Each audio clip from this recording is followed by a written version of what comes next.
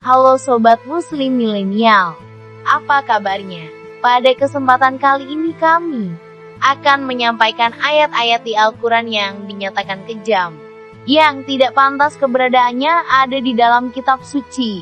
Di dalam Al-Quran sendiri dikatakan, boleh membunuh orang-orang kafir. Hal ini sering dikatakan oleh mereka, para kaum pembenci Islam.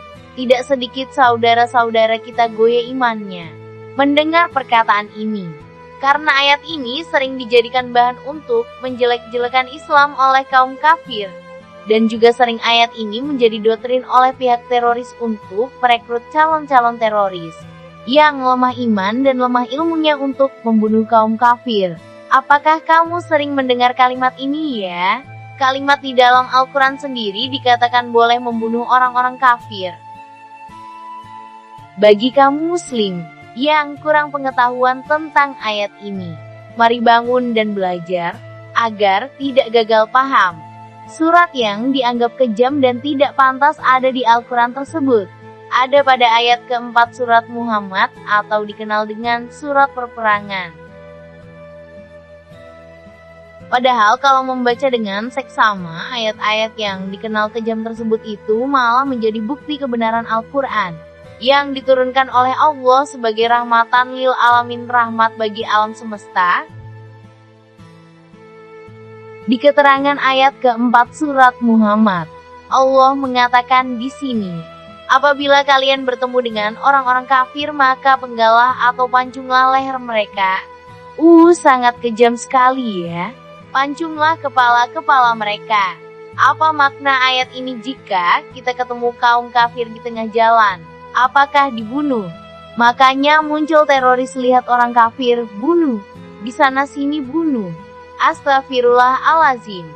Ini yang kita sampaikan bahwa banyak orang tidak menyelesaikan membaca ayat ini, lalu menyerang muslim dengan ayat ini. Bagi yang menelan bulat-bulat ayat ini, secepat kilat goyalah keimanannya. Bagi yang tidak mau belajar, sehingga dia jadi salah paham dengan maksud ayat ini. Ayat ini, padahal konteksnya dalam peperangan. Kami akan bacakan arti surat Muhammad ayat 4 lengkap, lanjutan ayat ini, sehingga orang tidak ada lagi salah paham.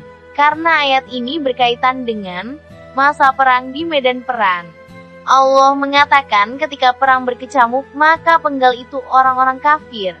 Soalnya kalau maknanya dipahami oleh sebagian orang, ketemu orang kafir penggal kepalanya. Kalau seperti itu, tidak akan ada orang Nasrani di negeri Islam, tidak akan ada orang Nasrani di Palestina, di Syria, bahkan di Mesir.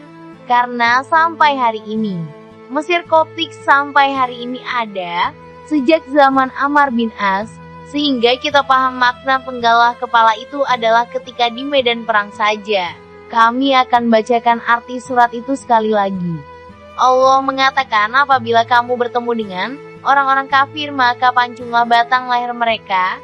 Sehingga apabila kamu telah mengalahkan mereka, maka tawanlah mereka. Dan sesudah itu kamu boleh membebaskan mereka atau menerima tebusan sampai perang berakhir. Lihat sampai perang berakhir. Lihat konteksnya dalam perperangan. Sesudah itu selesai. Kita tahu di zaman Rasulullah mengalami beberapa kali perperangan. Perperangan terjadi dua macam, yaitu umat muslim ditindas, seperti harta rumah tanah dirampas, diganggu atau diusir yang menyebabkan ketidakadilan, maka harus diperangi. Yang kedua yaitu menyerang, dalam artian melawan kehidupan yang merugikan orang banyak atau melawan kejahatan terhadap umat Islam. Kemudian kalau kita membaca lebih detail lagi, ayat ini berbicara tentang membebaskan tawanan. Tidak semuanya dibunuh Islam dan bukti nyata Al-Quran Nur Karim. Kitab yang diturunkan oleh Allah kepada Nabi Muhammad sebagai rahmatan lil alamin. Rahmat bagi alam semesta.